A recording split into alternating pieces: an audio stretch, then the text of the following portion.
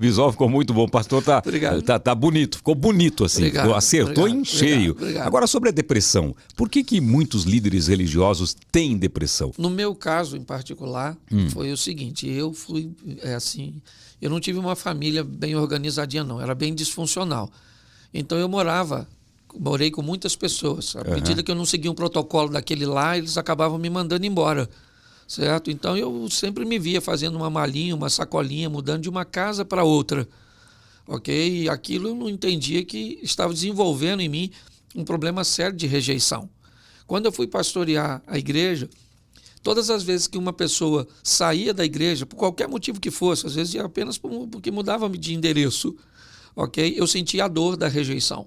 Só que eu não sabia isso, eu não reconhecia isso. Eu só reconheci isso porque uma profissional, né, da saúde emocional, ela me mostrou. Quando eu contei para ela a história, ela entendeu que todas as vezes que alguém saía da igreja, eu startava aquele comportamento de rejeição. Como isso é perfeitamente... Pastor, mas é mais ou menos como motorista de ônibus, Celso. Certo? A função dele é só dirigir. Tem ponto que ele para, tem gente que sobe, tem ponto que ele para, tem gente que desce. Ele não pode se envolver demais com os passageiros, porque eles, o nome já diz, eles são passageiros, ok? E eu cometi essa falha, e foi isso. Quando ela me deu essa informação, essa ferramenta, acabou me ajudando, e aí foi assim meio que um passe de mágica, um milagre. Ela me deu uma ferramenta num dia, 2 dias depois eu já estava de pé, voltei às minhas atividades, certo? E segui a vida. Quer dizer, ela desarmou aquele gatilho. Isso. E ela descobriu qual era o problema. Uma profissional muito boa, hein, para entender isso, né? E aí o que acontece? Hoje eu continuo sofrendo isso, as pessoas continuam chegando. Eu ensino as pessoas hoje que você deve levantar todos os dias de braços abertos para receber quem está chegando e de mãos acenando para se despedir de quem está indo embora, certo? E eu fiz isso na minha vida e hoje vivo bem, graças a Deus. Você, como empresário, não sei, você tem dificuldade para despedir alguém, não? Tenho. Eu sou bem... assim, eu sou um cara que não gosto muito de conflito. Tá certo? Eu também não. Então, eu aprendi que como Deus, ele sempre trabalha com misericórdia e justiça. Você não pode ser misericordioso o tempo inteiro. Tem que ser justo, não é isso? É mais ou menos. Tem hora que você tem que exercer misericórdia e não justiça. Se você exerce justiça o tempo inteiro, você fica uma pessoa... muito fria. Se você acaba exercendo misericórdia o tempo inteiro, você fica meio... que fraco, né? Pelo menos assim, que as pessoas vão te meio leviano. Sim, como se fosse um grande ingênuo que acabam abusando de você. É igual casamento. Seu casamento você alterna felicidade e razão. O dia que você quer ser feliz, abra a mão da razão. O dia que você quiser ter razão, abra a mão da felicidade. Ser um pouco surdo também resolve, não? Então, mas o dia da surdez é o dia da felicidade. Aí as pessoas, o que eu levantei hoje? Eu quero ser feliz. Então todo mundo te faz de bobo. Você diz, hoje eu quero ter razão, então não brinca comigo. A gente vai falar bastante sobre casamento, porque é um assunto bastante interessante, né? Mas ainda na depressão, quando começou a dar aquela afundada, porque a gente vê, em algumas igrejas, você vai ser curado, tenha fé, que Jesus vai curar você da depressão. Quando pega um líder religioso, eu fico imaginando que certamente já ficou de joelho muitas vezes pedindo para Deus para ser curado e para tirar aquela coisa ruim dentro de você. Você chegou nesse ponto, não chegou, pastor?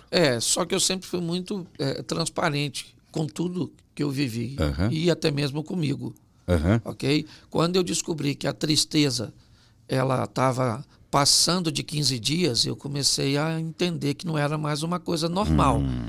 Certo? Então, eu comecei a ver que ali estava ficando meio perigoso. Foi aí que minha esposa acionou, né? Logo depois, uma amiga nossa que foi lá.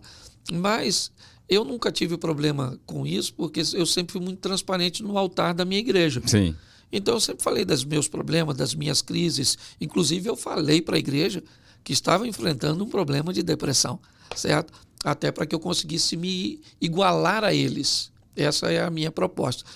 Tem alguns líderes religiosos que preferem vender a imagem do super-homem. Quando o cara faz isso, ele vai ter problema até para explicar um resfriado. Ok? Mas como você acaba tratando, né, um ambiente bem humano, né, uma coisa bem nivelada. Então, aliás, eu recebi muitas solicitações e pedidos de ajuda porque eu venci a depressão. É interessante, isso é importante. Tem muita gente que acha que só está triste e não sabe que está entrando numa depressão profunda, né? Sim, tem que ter cuidado com o tempo que essa tristeza vai durar, ok?